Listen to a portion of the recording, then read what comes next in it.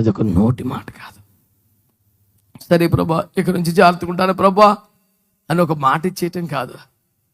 ఒక పదురైన ఖడ్గం, ఒక కాల్చబడిన ఖడ్గం తన శరీరాన్ని వధించాలి. శరీరం మీద ఆ తీవ్రమైన ఖడ్గపు ఘాటు పడాలి, రక్తము చిందించాలి.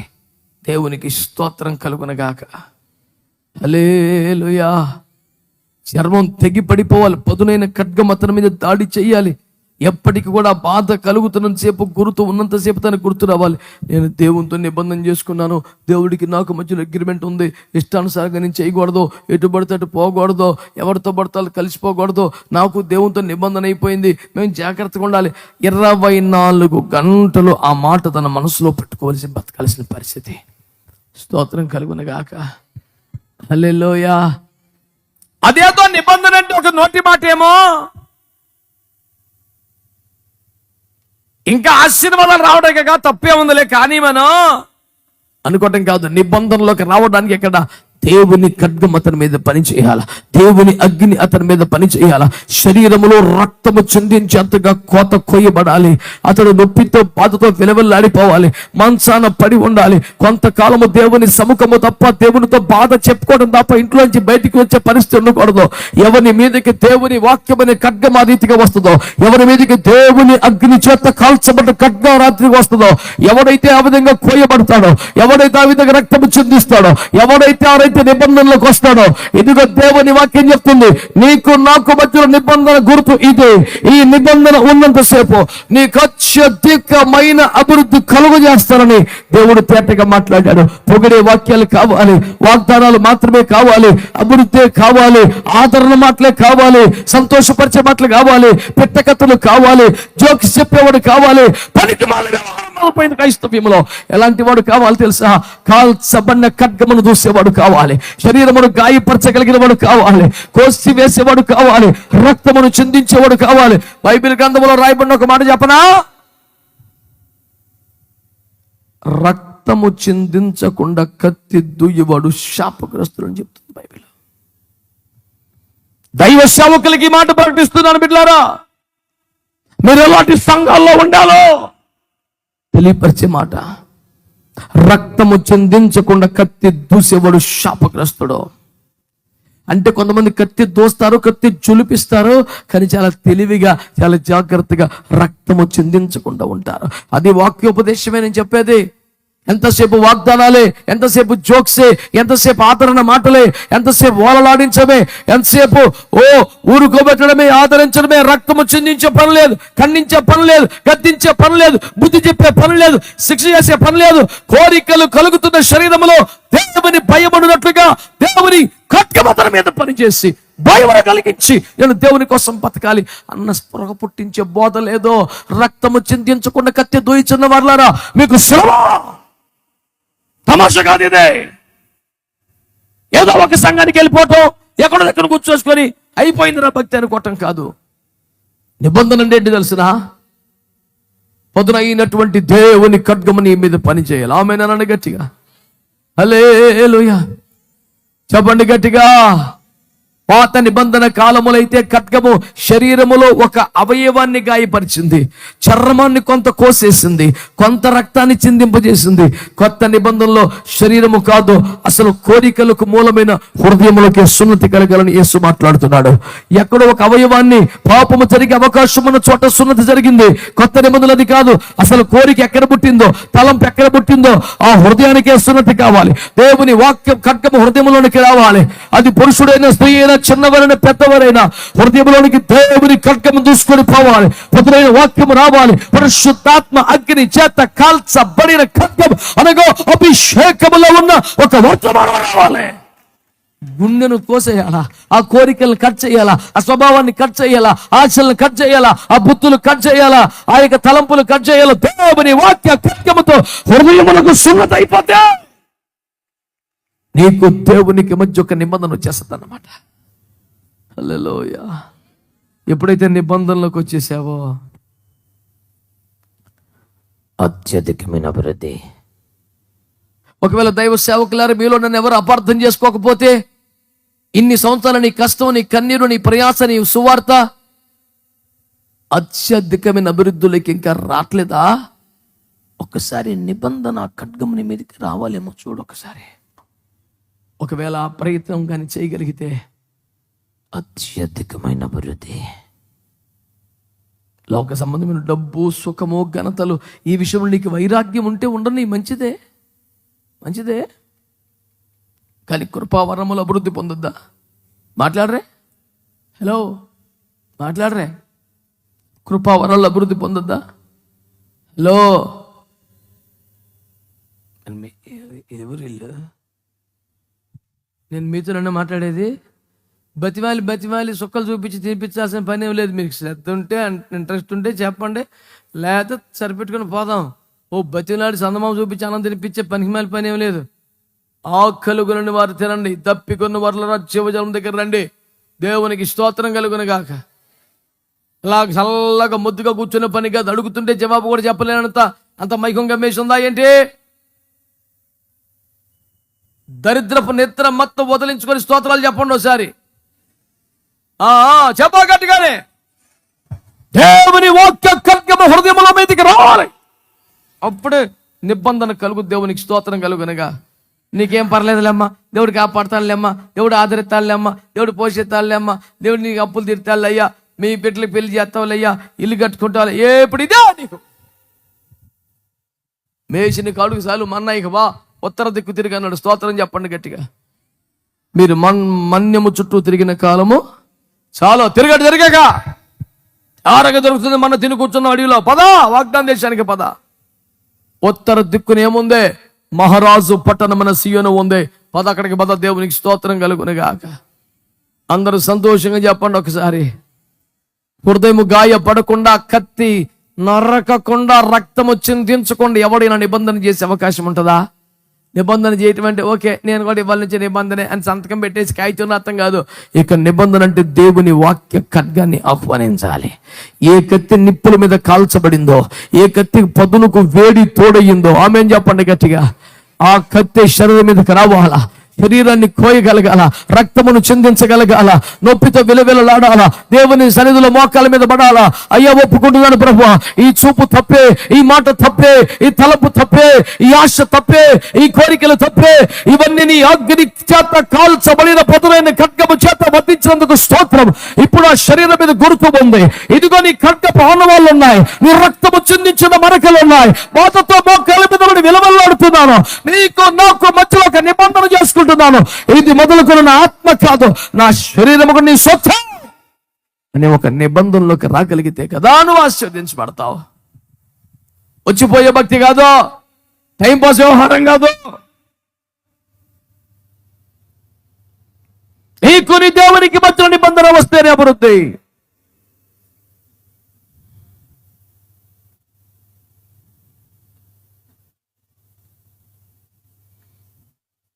ప్రభునందు మిక్కిలి ప్రియమైన దేవుని ప్రజలారా,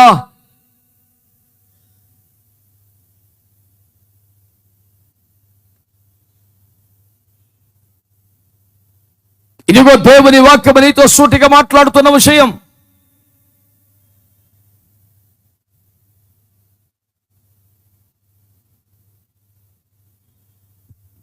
మళ్ళీ ఆ మాట చెప్పాలని పరిశుద్ధాత్ముడు ప్రేరణ కలిగిస్తున్నాడు. రక్తము చిందించకుండా కత్తి దొయ్యవాడు శాపగ్రస్తుడైపోతాడు. నన్నేం చేయమంటావు? ప్రజలు కోరుకున్నారు, దూడ చేసి ఇచ్చారని మాట్లాడితే అహరోను దేవుడు సమర్థించలేదు సుమా. ప్రజలు ఏది కోరుకున్నది చేయడానిక సేవకుడు ఉన్నాడు. ప్రజలకు ఎలా ఇష్టమైతే ఆ మాటలు చెప్పడానిక సేవకుడు ఉన్నాడు. ఇది తప్పు, దేవుని చిత్తం కాదు, ఇలా చేయకూడదు అని ఖండించి కావాలి.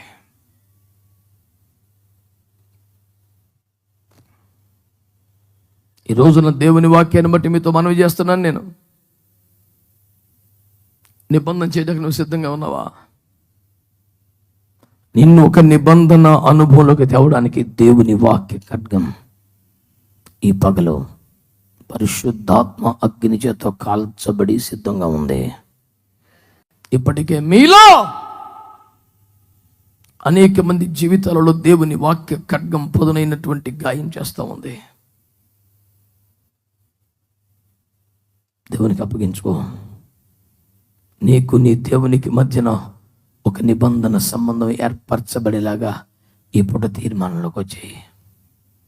దేవునికి స్తోత్రం కలుగునగాక. హల్లెలూయా. యథార్థంగా చెప్పండి, మీలో ఎంతమందికి దేవునితో ఒక నిబంధన చేయాలని ఆశ ఉంది? ఆమేన్. 50వ కీర్తన 4వ వాక్యం చదివి పెట్టండి.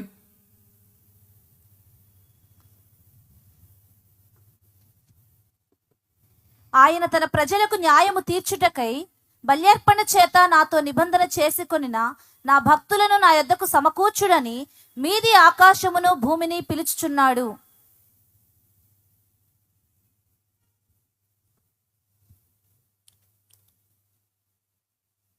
రాకడలో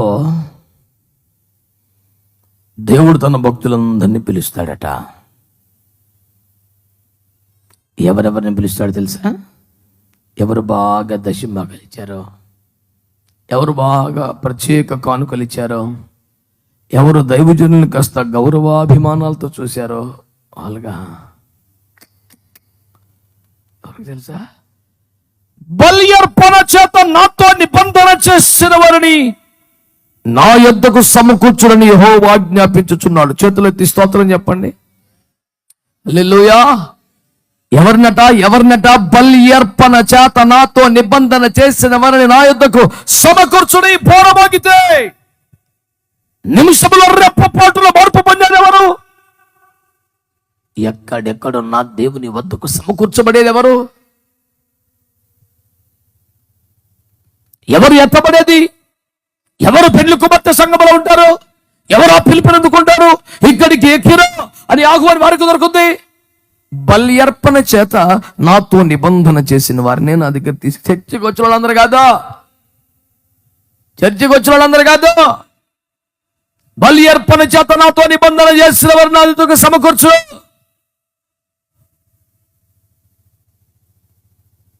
అంటే దేవునితో నిబంధన ఎలా చేయాలట? బల్యర్పణతో అనండి. అంటే ఏదో ఒక అర్పణ బలిపీఠం మీద పెట్టకపోతే వాడు దేవునితో నిబంధన చేయటం కుదరదంట. ఓకే, నేను కూడా నిబంధన నా పేరు రాసుకుంటే అవ్వదు. బల్యర్పణ చేత ఆయనతో నిబంధన అలా చేసిన వారిని రాకళ్ళు ఎత్తబడతారంట. దేవాతి దేవుడని యెహోవా ఆజ్ఞించుచున్నాడు. తూర్పు దిక్కు మొదలుకొని పడమటి దిక్కు వరకు తన భక్తులను రమ్మని పిలుస్తున్నాడు. ఎవరో భక్తులనగా బల్యర్పణ చేత నాతో నిబంధన చేసిన వారిని మాత్రమే నా యొద్దకు సమకూర్చున్నాడు. ప్రసంగాలు చేశాం కాబట్టి, చర్చలకు వచ్చాం కాబట్టి, కానుకలు ఇచ్చాం కాబట్టి కాదు. దేవునితో ఒక నిబంధన సంబంధంలో ఉంటే వాడే రాకుల్లో ఎత్తబడతాడని వాక్యం తెలియజేస్తుంది.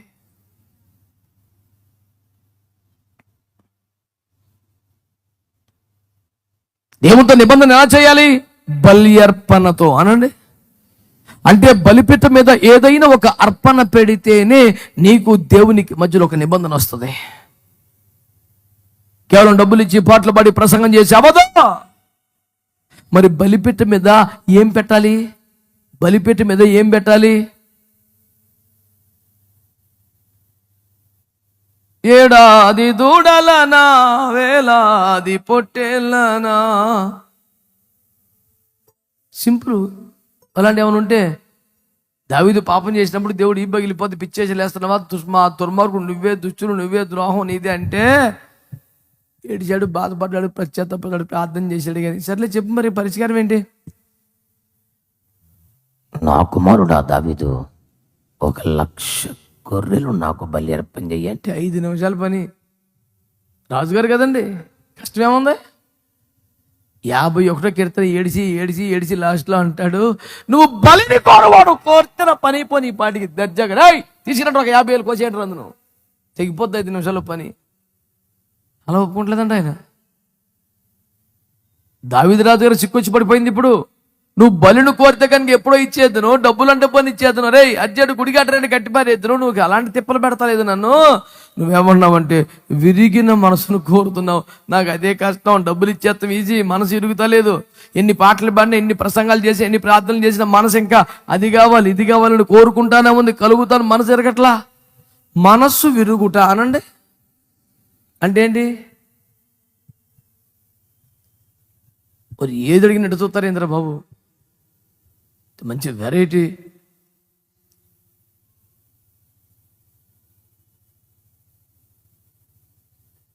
మనస్సు విరిగిపోవడం అంటే ఏంటండి? ఏమో మాకు ఎప్పుడన్నా ఇరిగితే కదా, లేనిపోయింది మాకు ఎలా తెలుస్తుంది? మాకు ఇరిగిందిలే, నేను చెప్తాను. నేను మనస్సు విరిగిపోవటం అంటే విరక్తి చెందడం.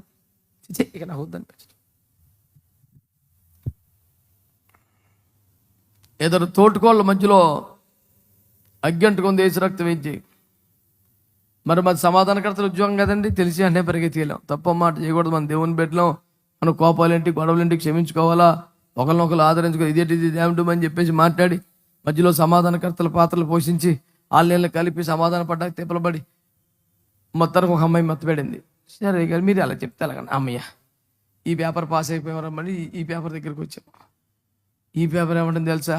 అన్నయ్య నువ్వేమన్నా చెప్పు, నేను మట్టికి దాంతో ఇక మాట్లాడను.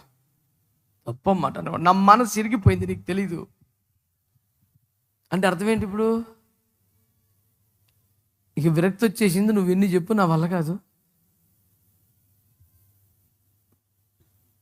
ఇప్పుడు యేసుప్రభుకి ఏం కావాలంట?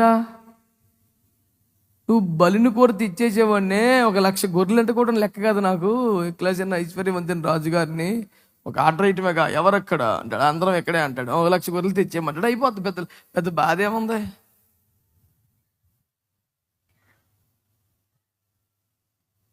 ఇప్పుడు యేసుప్రభు అంటే ఏమంటున్నాడంట, అది కదా వచ్చింది బాధ దావీదుకి. నువ్వు బలిని కోరితే బాగుండి ఇచ్చేద్దు నల్లెల్లుయ్యా, ఇప్పుడు నువ్వు అది కోరతా లేదు. ఏమంటున్నావు? నీ మనసు ఇరిగిపోవాలరా, ఆ విరిగిన మనసే ఇక్కడ పెట్టురా, లేదా నాకు వద్దన్నాడు యేసుప్రభు. ఇదేమో ఇరుగుతా లేదు. ఎన్ని పాటలు పాడి అప్పటికే, ఎన్ని సితారాలు వాయించేశాడు, ఏచి రక్తం ఇచ్చేయం, ఎన్ని సింహాలను చంపేతను, లోపల ఒకటి బతికే ఉంటున్నాడు. దొరికిన సింహం దొరికినట్టు చంపేశాను కానీ వీడి మట్టుకు వదులుతలేదు ప్రభా. మనసు ఇరిగిపోతే నా దగ్గర అలా తెలిపోతున్నాడు యేసుప్రభు. ప్రభు 1,00,000 రూపాయలు ఇచ్చుకుంటానే ఉన్నా, కొంచెం నేను లంచకుండా కనపడతాను, సైతాన పో. అమ్మ నాయన ఏం కావాలి? విరిగిన మనసే. విరిగిన దానిని కోరదు లోకం, విరుగా నిచ్చోని దృష్టిలో శూన్యం. విన్నారా? విరిగిన దాన్ని లోకం కోరుకుంటుందా? ఒక విరిగిపోయిన వస్తువును కొంటాడేవడన్నా? విరిగితే లోకానికి పనిచేయదంట, విరగకపోతే దేవుడికి పనిచేయదంట. స్తోత్రం చెప్పాలనిపించదుగా. నేను అడిగితే చెప్తే ఏంటి? అసలు నీ కడుపులో సొంతంగా ఉండదు అసలు. విరిగిన దానిని కోరదు లోకం, విరుగా నిచ్చోని దృష్టిలో శూన్యం.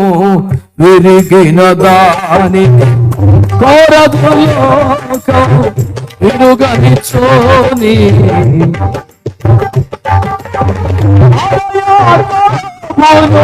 విరచిన దేవా, విరచిన దేవా, జీవాహారము జీవజలము నీవే. ఇశ్రాయేలుగా మలచుము నీ ధరలో. మాట ఏమిటి?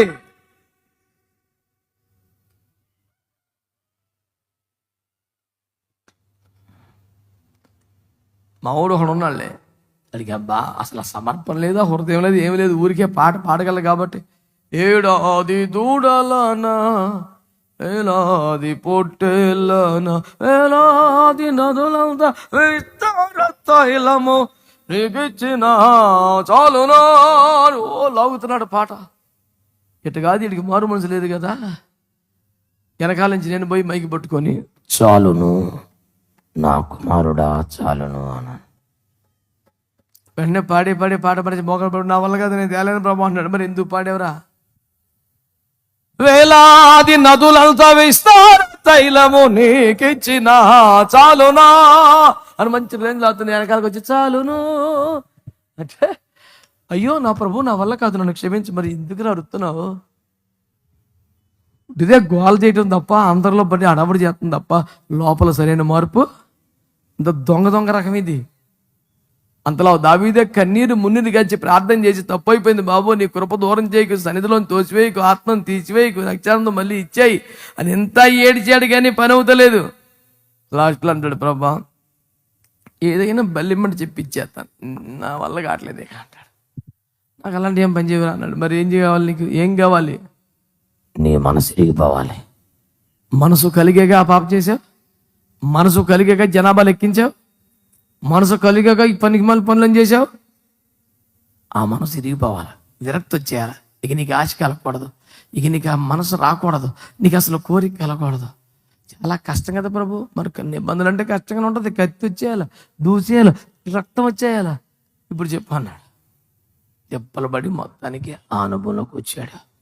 ప్రభు చెప్తున్నాడు, బలి అర్పణ చేత నాతో నిబంధన చేయాలి. ఇప్పుడు బలి అర్పణ అంటే బలిపీఠం ఏ అర్పణ పెట్టాలి? కోడిగుడ్డు, ఆనపకాయ, అట్టికాయలు. ఇప్పుడు కదే మొన్న ఒకటి చెప్తున్నాడు, అన్న కోడిగుడ్డు 300కి వెళ్ళిందన్న మా చర్చిలో. కరువు వచ్చిన దేశంలో కన్నా మీరే దుర్మార్గం ఉన్నారు కదరా, కోడిగుడ్డు 300 ఏంట్రా అంటే, అన్న నువ్వు ఆ విధంగా మాట్లాడకూడదు, మేము చర్చి అకౌంట్కే ఓసోసి ఎంత రెఫరెన్స్ చేయడం ఉంది. ఈడే రెఫరెన్స్, వీడు సొంతం రాశాడు ఒకటి. ఈ కోడి కూడా తీసుకొచ్చి దాన్ని 300కి అమ్మి, ఆనపకాయ తెచ్చి 500కి అమ్మి, ఇన్ని తిప్పలు పడితే అందరూ యథార్థంగా దశంభాగాలు ఇచ్చే, కానుకలు ఇచ్చి, వర్ధిల్లో కొలిది ఎంతో కొంత సేవకు సహకరిస్తే ఈ గుడ్లు అమ్ముకునే పని ఏముంది?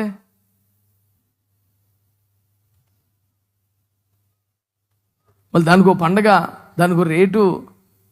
ఒకటోసారి పానికి మళ్ళీ పనులు ఏడ తగలబడ్డారా? ఏమని చెప్తుంది వాక్యం? మనస్సు విరిగిపోవాలా అనండి. తిండి మీద, ఖరీదైన బట్టల మీద, ఇంకా వెండి బంగారాల మీద, ఘనతల మీద, పొగడతల మీద, రకరకాల ఆశల మీద మనసు చెప్పరే. హల్లెలూయా. విరుగని మేఘం కురువదు భూమిలో, పగులని నేల ఫలములనీయదు. మేఘం వెరగకపోతే నీళ్ళు వస్తాయా? నేల పగలకపోతే మొలకలు వస్తాయా? విరుగని మేఘం కురువదు భూమిలో, పగులని నేల ఫలములనీయదు. కై విరిగిన దేవా, కై విరిగిన దేవా, జీవాహారము జీవజలము నీవే, జీవాహారము జీవజలము నీవే. వాక్యములో ఉన్నమాట విరగాలి. నువ్వు ఆడి మీదకి ఈడి మీదకి దెబ్బలాట్లకి వెళ్ళిపోయి తీసుకొచ్చేస్తాం కాదు, నీ మనసే విరగాలి. అంటే ఆశలపై, కోరికలపై, వస్తువుల పదార్థ సంబంధ వైభోగాలపై నీకే ఒక విరక్తి రావాలి. నాకు వద్దనిపించాలి కత్తే. అలాంటిది బలిపీఠం పెట్టాలి. ఎందుకు పెట్టాలి? బలి అర్పణతోనే దేవునితో నిబంధన చేయగలం. విరిగిన మనస్సు అనండి. రోమాపత్రిక 12:1 ఏముంది? సజీవయాగముగా మీ శరీరములను సమర్పించుడి. గట్టిగా ఆమేన్ చెప్పండి.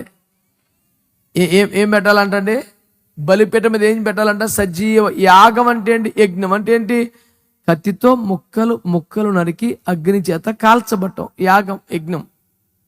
ఇప్పుడు ఏదైనా కోడి పిల్లనా, ఎద్దున, గొర్రె పిల్లనా కాదు, నీ శరీరాన్ని అనండి. అంటలా సరిగ్గా చెప్పండి. 100 రూపాయలకైతే మడిచి పైనుంచి ఎట్ట 500 నోటు, 300 తెలివితేడు 500 వేసినట్టు. ఇంకా సులువైన పాస్ గారికి ఇచ్చి పాస్ చేయమను. పట్టుకెళ్ళి 1000 రూపాయలు పాస్ గారికి అంటే పాస్ గారికి పట్టుకెళ్ళి. ఎవరు ఇచ్చారు? పలాని సహోదరుడు ఇచ్చాడు. పలాని సహోదరుడు సభల కొరకు 1000 రూపాయలు ఇచ్చాడు. ఎవరు అతని కుటుంబాన్ని ఆశీర్వదించును గాక. అది ఈడికి వస్తుంది పేరేపన. ఆడికి ఈడికి ఇదే కావాలా? సరైన బేరం. ఒకసారి మందిరంలో ఒకడో మందిర నిర్మాణానికి 7,001 రూపాయి రాయి నా పేరు మీద, 7,001 రూపాయి రాయి అన్నాడు. నాకు ఆ రూపాయి మరమేంటో తెలుస్తలేదు. ఆ రూపాయి ఏంటన్నా అని అడిగా.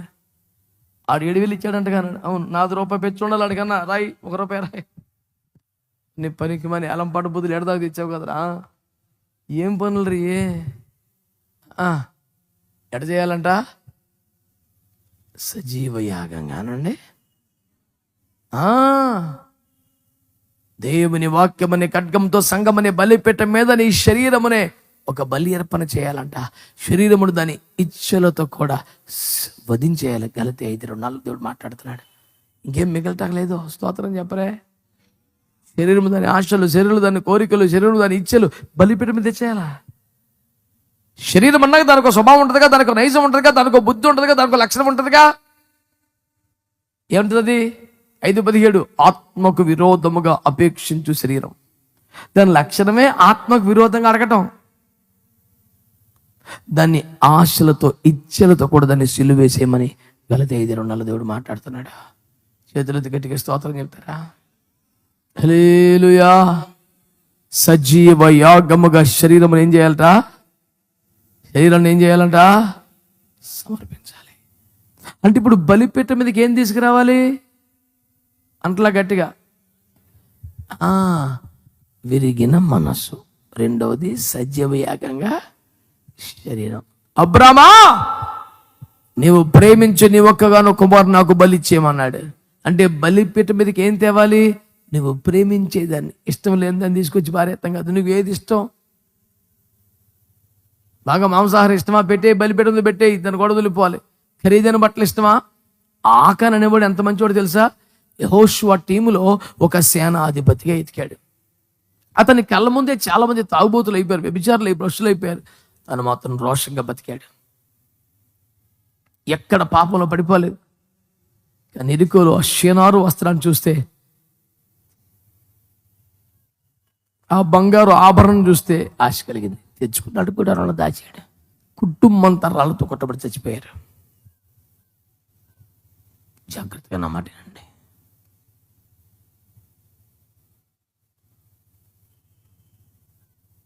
అతడికి ఇంకే అవలక్షణ, విగ్రహం చేయలేదు, వ్యభిచారం చేయలేదు, మద్యపానం తాగలేదు, ఎక్కడ తప్పు చేయలే.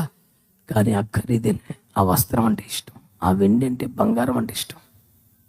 దాన్ని సమర్పించుకోలేకపోయాడు, బలిపీఠం మీద పెట్టలేకపోయాడు. కనుక అతను రాళ్లతో కొట్టబడి తెచ్చిపోయాడు. ఇంత భక్తి చేస్తున్న నీలో ఇంకా దేని మీదైనా ఆశ కలుగుతుందేమో. విరిగిన మనస్సే పెట్టాలి. సజీవ యాగంగా శరీరాన్ని పెట్టాలి. మూడవది అబ్రహామును ఏమన్నాడు? నీవు ప్రేమించుచున్న దాన్ని పెట్టమన్నాడు.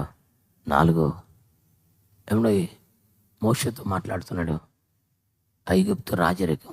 హెబ్రీ 11:24-25 అల్పకాల పాపభోగమని రాజరికాన్ని కాదని వచ్చాడు.